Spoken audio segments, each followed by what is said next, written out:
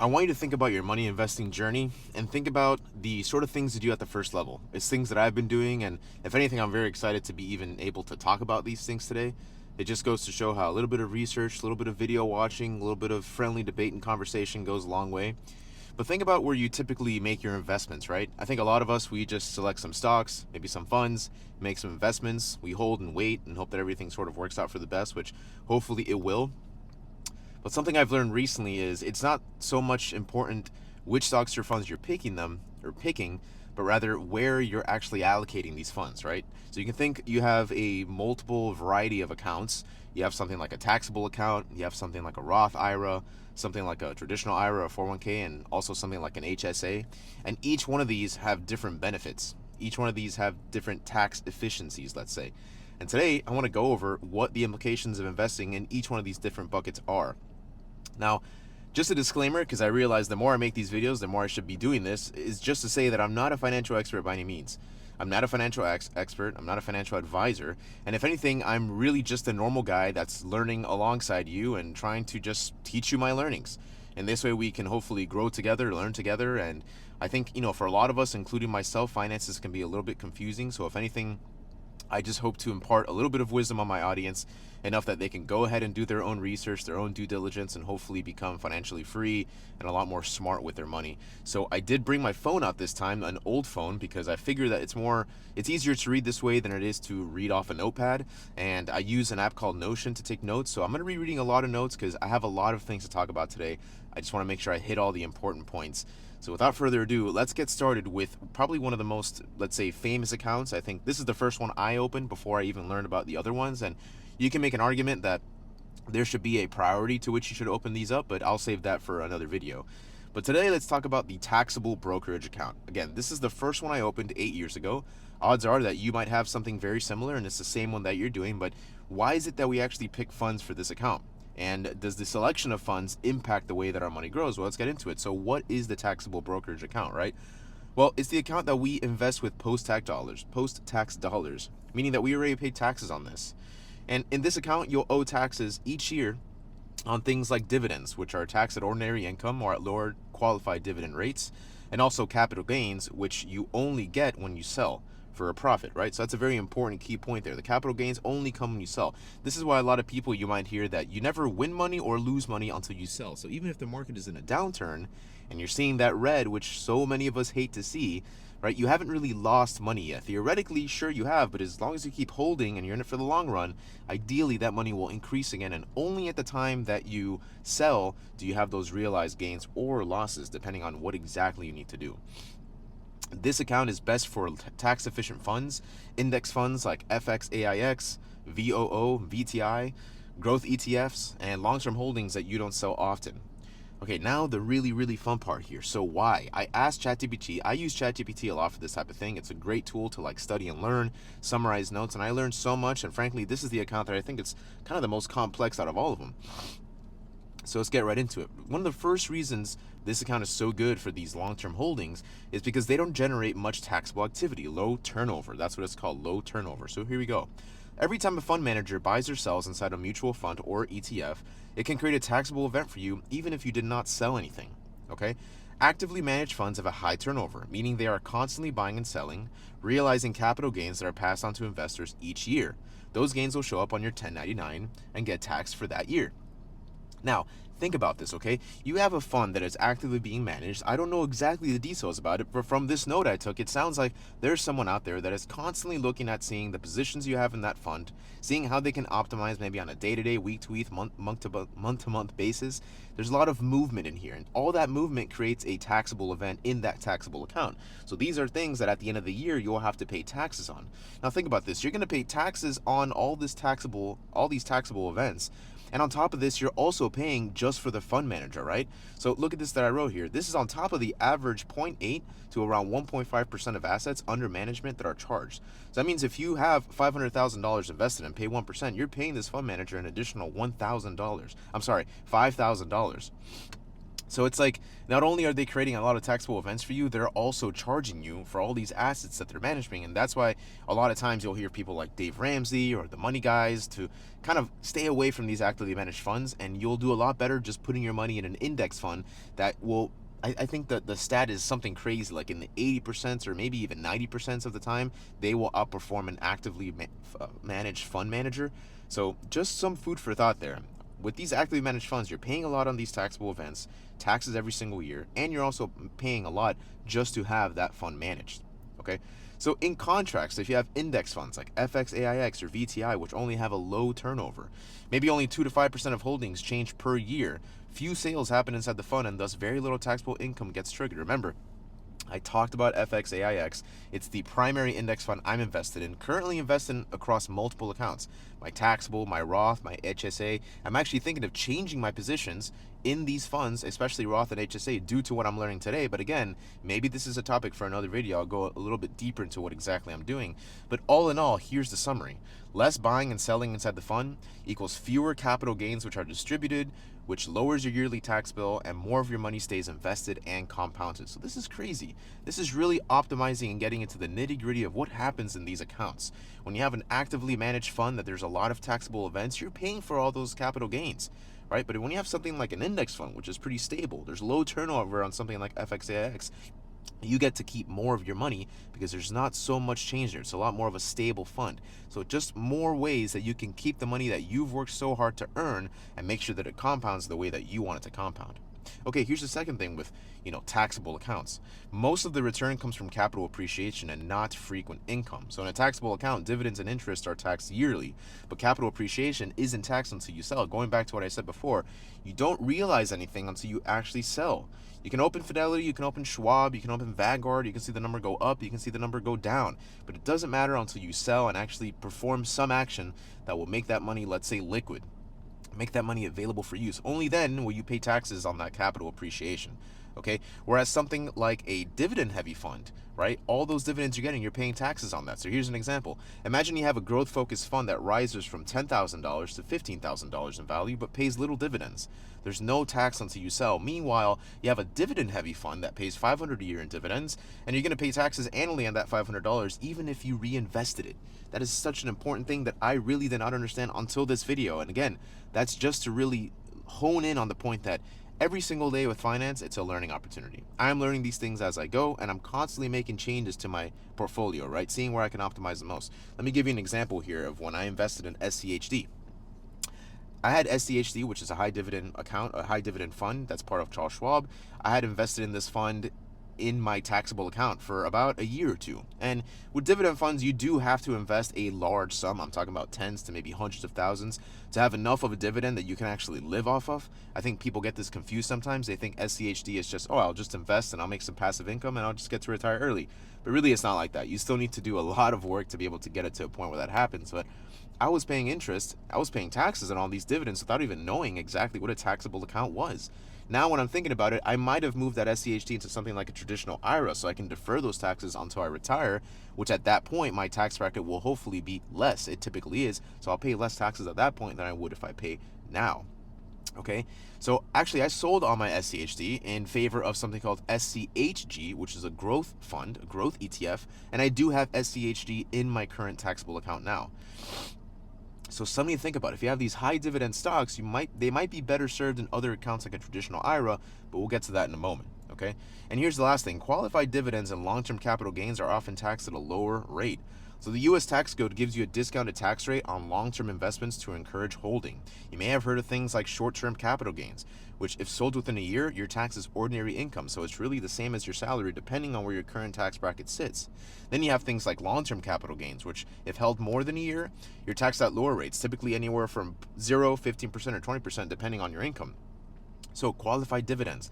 Dividends from most U.S. companies held over 60 days tax at lower long-term rates. If you hold broad index funds, most dividends are qualified. Gains are long-term. The summary here is long-term investing equals lower taxes. Frequent trading equals higher taxes. So again, all things I want you to think about here.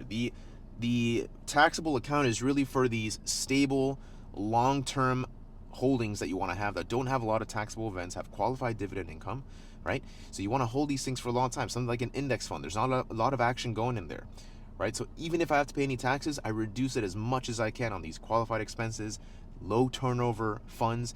This is the things that I want you to think about. Okay, so primarily my main vehicle in my taxable account today is FXAIX from Fidelity, and I have most of my portfolio pretty much in that. I do have some individual stocks, but not really too much. Maybe we can get into that in a different video, but that's kind of what I have in my taxable account. And that wraps up the taxable account section.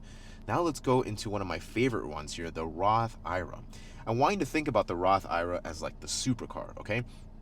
Think about why there is a limit imposed on the Roth IRA. I actually found out that next year, the Roth IRA, I believe, is going up to $7,500 that you can put in yearly, up $500, whereas 401k is going up $1,000. So right now, it's currently $7,000. Why is there a limit? Because all the money in here grows tax-free. When you take that money out when you retire, you do not pay taxes on it. So how amazing of a vehicle is this, right? If there wasn't a limit, probably everyone would do this. And that's why here, how does it work? You contribute after-tax money. Once inside, it grows tax-free and you pay zero taxes on withdrawals in retirement if all the rules are met, okay? This is best for high-growth or dividend funds such as FXAIX, SCHD, QQQ, or small-cap ETFs. Okay, so I currently have FXAIX in my Roth IRA, but this is kind of what I was hinting at earlier. Maybe because this Roth is like a supercharger, I might be able to do something a little risky, because think about all the growth that I can get. If I sort of am in this for the long term, for me, the next 35 years, I may as well go a little bit riskier, something that could potentially provide even higher returns than, let's say, FXAIX, which I think on average is anywhere from 11 to 13% in the lifetime of the fund. I might opt to go for something more aggressive to get more returns, because when I pull that money out, it's tax-free. So I might as well supercharge it and go as heavy as I can if I'm young. And I think if you're older too, you can make an argument for it as well. But definitely do the due diligence, see where in your life, see what makes sense for you, and then go from there. So why? Okay, since growth and dividends aren't taxed ever, this is where you want your most powerful engines working for you. Compounding happens untouched by taxes for decades, and it's perfect for assets with big upside or frequent payouts. So here's another example. I love to give these examples. Imagine you have $10,000 invested in SCHD, and that could throw off $350 to $400 in dividends each year. In a taxable account, you would have to owe yearly taxes on this. But in a Roth, it could reinvest and compound tax-free forever. Now, I would even wager that SCHD, I think, has an average return rate of also around 11 to 13%. So not only are you getting dividends, you're also getting a nice return every single year. But I still think you might be even able to go higher into some stocks that have, 15, 16, 17 plus percent a year into something like Roth, because you want to really supercharge this. And I think SCHD is even something better for like a taxable, like a 401k or a traditional IRA, where your taxes are deferred. So you can get all that dividend income, right now when maybe your tax bracket is high. You can grow that account, and then when you pull out, when you're older, ideally you are in a lower tax bracket, and you'll be able to take that money out at a lower tax rate. So you're still keeping a lot more of that money, but you're using that Roth IRA, you're reserving that Roth IRA to really supercharge your investments.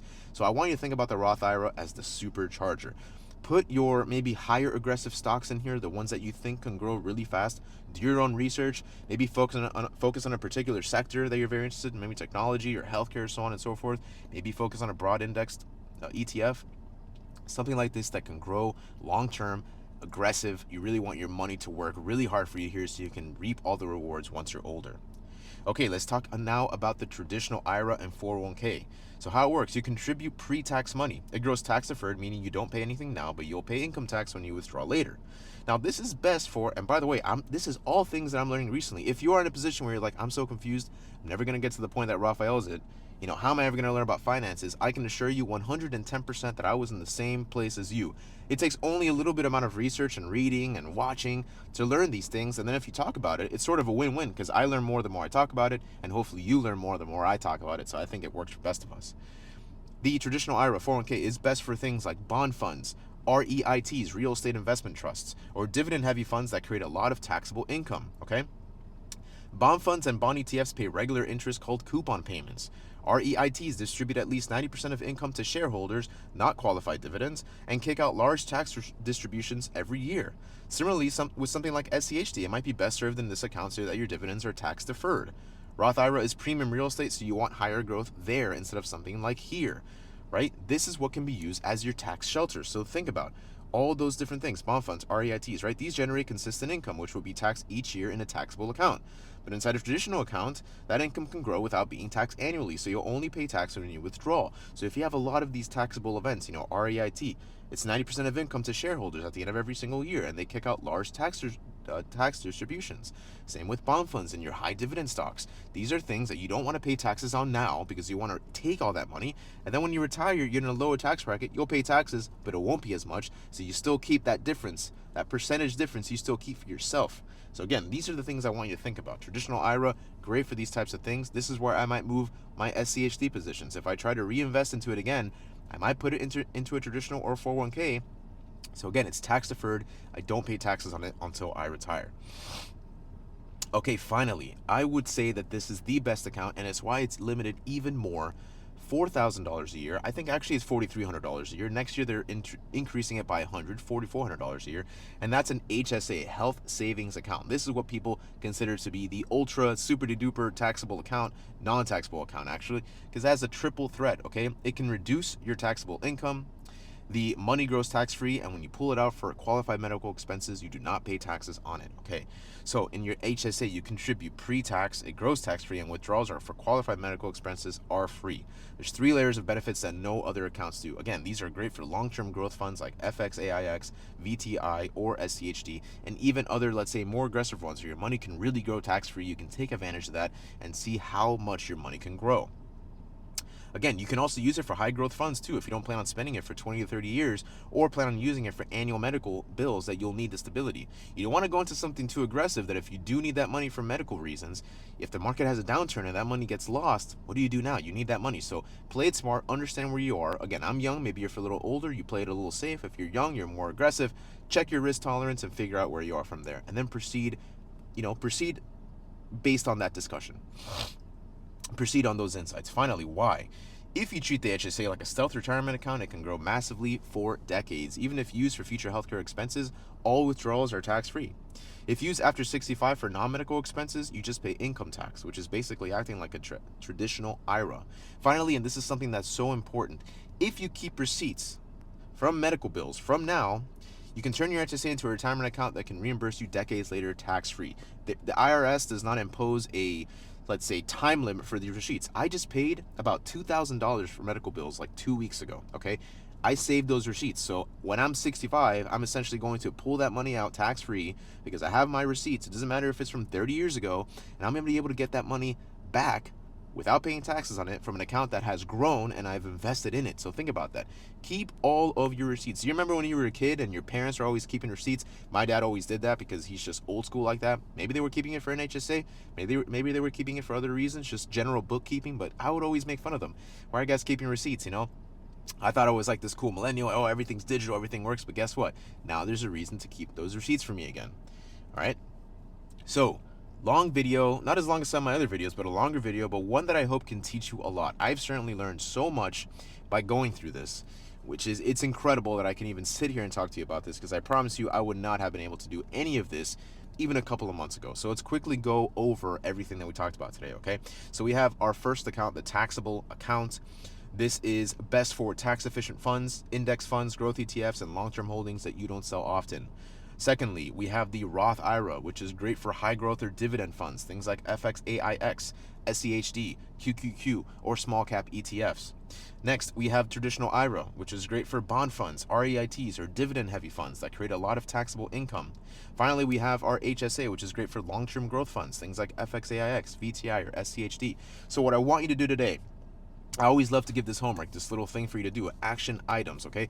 I want you to open up your portfolio and see where your current positions are across all your different accounts. And based on what I've told you today, I want you to just think about where you might be able to move some of these positions and how can they be better served in other accounts. And then before you actually make the change, let me know in the comments below. Let me know what you're thinking. Let me see what I can help you with. Again, I'm not a financial advisor. I'm not a financial expert. I'm just here to offer you some perspective so you can go and do the research on your own, hopefully learn some from watching it, and in that way we'll all just get a lot better. So that's what I want you to do. In the comments below, let me know what you're thinking. Are you already optimized? Did you already know about all this? Has this video helped at all? Let me know.